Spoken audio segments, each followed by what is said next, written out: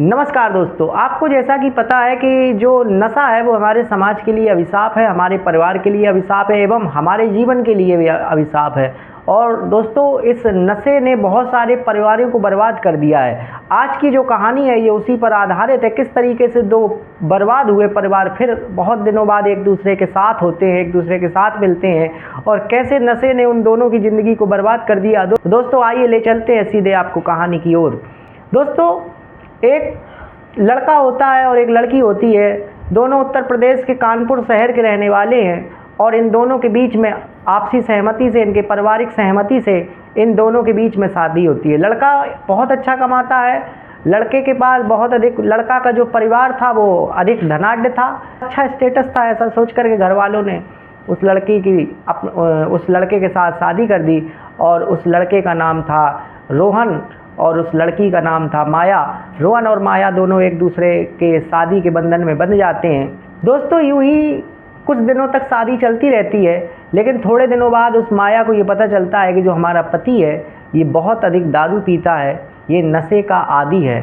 तो दोस्तों, जब उसको ये बात पता चलती है तो पहले तो वो उसे समझाने का प्रयास करती है, लेकिन जब वो नहीं मानता है तो अंत में तंग आकर के वो उसे तलाक दे देती है। क्योंकि वो जब दारू पी करके आता है तो मारता पीटता है।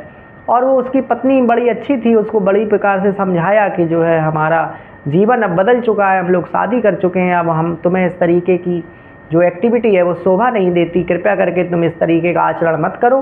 लेकिन उसके पति को एक भी बात समझ में नहीं आती, वो पैसे में अंधा, अपने जो बुराइयां थी उनमें लिप्त, और उसकी एक भी बात सुनने को तैयार नहीं था। जब ऐसा था तो वो अपने मायके में आकर के रहने लगी और उसका तलाक हो गया। तलाक होने के बाद दोस्तों, एक बार की बात है, एक बार रोहन कहीं जा रहा था और वो दिल्ली से कानपुर आने वाली ट्रेन में बैठा और ऊपर जो जनरल डब्बा होता है उसमें जो ऊपर बैग वैग रखने वाली जगह होती है उसमें जा कर के लेट गया। आगे चल कर के एक स्टेशन आया और उस स्टेशन पर आकर के उसकी आँख खुली और उसने नीचे झाँक कर ये देखा कि ट्रेन आखिरकार कहाँ रुकी हुई है। तो उसने पाया कि अभी कानपुर आने में थोड़ा वक्त लगेगा, कहीं बीच के स्टेशनों पे वो ट्रेन रुकी हुई है। लेकिन दोस्तों, उसने जैसे ही नीचे देखा तो उसकी जो नज़र थी वो नीचे बैठी हुई एक लड़की पर पड़ी और उसने बड़े गौर से देखा तो उसने पाया कि वो जो लड़की वहाँ पर बैठी हुई है वो कोई और नहीं बल्कि उसकी पुरानी पत्नी, जिससे उसका तलाक हो गया है, माया है। अच्छा, जब उसने माया को बड़े गौर से देखा तो जब उनका तलाक हुआ था उस समय माया बड़ा हष्ट-पुष्ट शारीरिक रूप से स्वस्थ थी। लेकिन जब उस समय उसने देखा, ये घटना लगभग 5 साल बाद घटी, तो 5 साल के बाद जब उस लड़की को देखा तो वो सूख करके कांटा हो गई थी, बड़ा कमज़ोर हो गई थी। जब उसने उसकी इस दयनीय स्थिति को देखा, अच्छा, माया ने भी रोहन को देखा। तो जब माया ने और रोहन को देखा तो वो मुँह घुमा करके बैठ गई और खिड़की की तरफ देखने लगी। उसने भी देखा, दोनों लोगों ने एक दूसरे को देख लिया, पहचान भी गए, लेकिन बोलने की हिम्मत नहीं पड़ी। थोड़ी देर बाद रोहन ऊपर से उतर कर आता है और जो लड़का नीचे बैठा हुआ था उस माया की सीट पर, उससे कहता है कि भैया थोड़ा आप ऊपर चले जाओगे तो मैं थोड़ा यहाँ बैठना चाहता हूँ। वो लड़का उसकी बात मान जाता है और ऊपर बैठने चला जाता है। थोड़ी देर का साइलेंस रहता है, थोड़ी देर की चुप्पी रहती है, और थोड़ी देर की चुप्पी होने के बाद आखिरकार वो उससे हिम्मत करके पूछ ही देता है कि क्यों माया, तुम कहाँ जा रही हो और कैसी हो।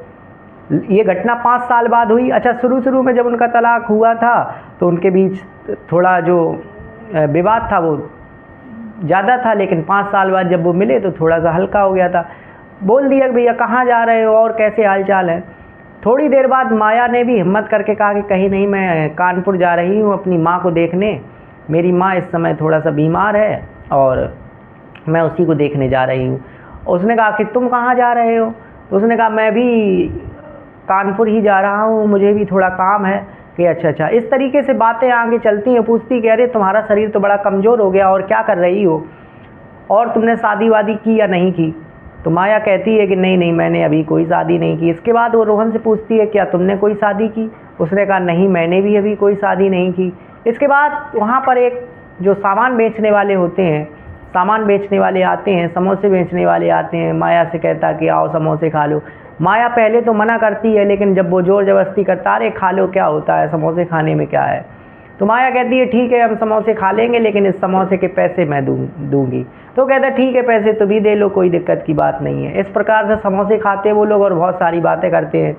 कहती है बड़ा तुम कमज़ोर हो गई हो, क्या करती हो? उसने कहा कि मैं जो है आजकल एक स्कूल में पढ़ा रही हूँ, वहाँ पर मुझे 10,000 रुपये मिलते हैं और मैं अपने मायके में नहीं रहती हूँ, मैंने अपने मायके में रहना उचित नहीं समझा, मैं अपना सेल्फ डिपेंड हूँ, अकेली हूँ और मुझे इतना पैसा स्कूल में मिल जाता है कि मैं अपना खर्चा चला लेती हूँ। उसने कहा अच्छा। और इसके बाद बहुत सारी बातें हुई। उसने कहा कि अच्छा हम लोगों का जब तलाक हुआ था उस समय जो मजिस्ट्रेट था उसने आपसे कहा था, जज ने आपसे कहा था कि हम आपको 30 लाख रुपए दिलवा दे रहे हैं तब आपका तलाक होगा, तो तुमने उस पैसे को लेने से मना कर दिया था। उसने कहा कि नहीं मैं तुम्हारा रुपए लेकर के फिर मुझे हमेशा ये गिलानी रहती कि मैं आखिरकार खा तो तुम्हारा ही रही हूँ, अब मैं तुम्हारा नहीं खाना चाहती हूँ। जब हम लोग एक दूसरे से अलग हो गए, हम लोगों के दिल नहीं मिले, तो हम तुम्हारा पैसा लेकर के क्या करेंगे? उसने कहा नहीं अगर तुम ले लेती तो तुम्हारे काम आता, तुम आज खुद का स्कूल भी खोल सकती थी और तुम्हें इस तरीके का जो दिक्कत उठानी पड़ रही है वो नहीं उठानी पड़ती। उसने कहा चलो जो हुआ, जो भगवान की इच्छा थी वो हो गया, अब उसमें हम क्यों विचार करें। ऐसा करके स्टेशन आ जाता है कानपुर और माया उतर जाती है। तभी रोहन उससे कहता है कि अब तुम कब जाओगी अपने घर? तो वो कहती है कि मैं कल अपनी माँ को देख कर के कल ही जाऊँगी। और उसने कहा ठीक है तुम कल जाओगी तो एक काम करो कि मैं भी तुम्हारे साथ चलूँगा। तो उसने कहा कि ठीक है तुम आपका भी काम निपट जाए तो आप चलना। बोले कल कितने बजे आओगे? तो उसने कहा कल मेरी 10 बजे ट्रेन है तो मैं कल 10 बजे आऊँगी। तो रोहन दूसरे दिन 9:30 बजे स्टेशन पहुंच जाता है और ठीक 10 बजे माया भी स्टेशन पहुंचती है। रोहन मान लो माया का इंतजार ही कर रहा था। जैसे ही उसने देखा कहा आओ माया।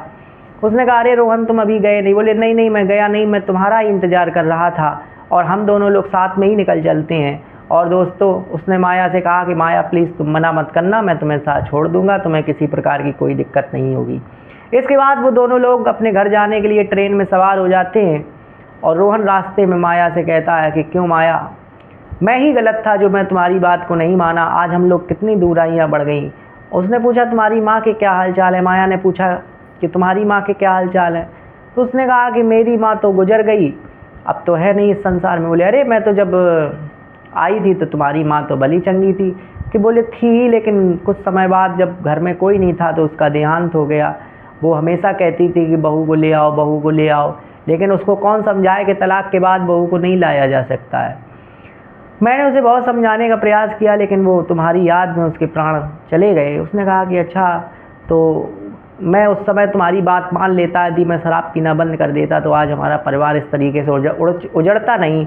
मुझे तुम्हारी कीमत समझ में नहीं आई, काश तुम्हारे जैसी पत्नी मुझे मिली, लेकिन मैं उसकी कीमत ना समझ सका और मैंने तुम्हारे साथ ना विवाद करके तुम्हें तलाक दे दिया और अपने जीवन के 11 साल यूं ही बर्बाद कर दिए।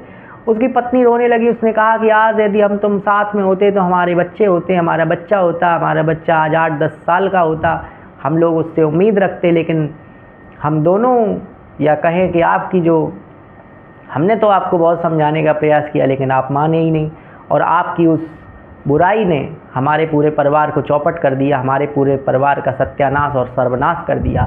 शायद आप समय रहते सुधर जाते तो आज ये समस्या नहीं उत्पन्न होती। इस प्रकार से उसकी पत्नी उस पति के कंधे पर सर रख कर के रोने लगी। उसका पति भी रोने लगा, उसको भी अपनी गलती का एहसास हो गया। इसके बाद थोड़ी देर बाद चलते हुए उस माया का स्टेशन आ गया। उसके पति ने कहा कि तुम्हारा स्टेशन आ गया है, लेकिन माया ने कहा कि नहीं, अब मैं अपने मायके नहीं, अपने मैं घर नहीं, अब तो मैं अपने सीधे ससुराल जाऊंगी और तुम्हारे साथ रहूंगी। और उसने कहा, उसने भी उसको आश्वासन दिया कि अब मैं सुधर गया हूँ, मैंने पीना बंद कर दिया है, क्यों ना हम लोग मिलकर के एक नई जीवन की शुरुआत करें, अभी कुछ भी नहीं बिगड़ा, अभी बहुत कुछ सुधारा जा सकता है। ऐसा कहने पर माया राजी हो गई और हंसी खुशी अपने पति के साथ फिर से एक नई शुरुआत करने को चली गई। दोस्तों आज भी वो दोनों लोग एक साथ रह रहे हैं और अपने जीवन को बड़े आनंद से जी रहे हैं। उनसे जो पूर्व में अपराध हुए उन अपराधों की उन्होंने क्षमा मांग ली। तो दोस्तों मैंने आपको शुरू में बताया था कि कहानी सुनाने का उद्देश्य परिवारों को टूटने से बचाना है। हो सकता है कोई कहानी आपके साथ भी घटित हो रही हो और आप इस कहानी को सुन कर के आपका माइंड चेंज हो जाए और आप अपने टूटते हुए परिवार को बचा लें। दिल की गहराइयों से आपका बहुत बहुत धन्यवाद। कहानी जैसी भी लगी हो कमेंट बॉक्स में हमें ज़रूर बताएं। नमस्कार।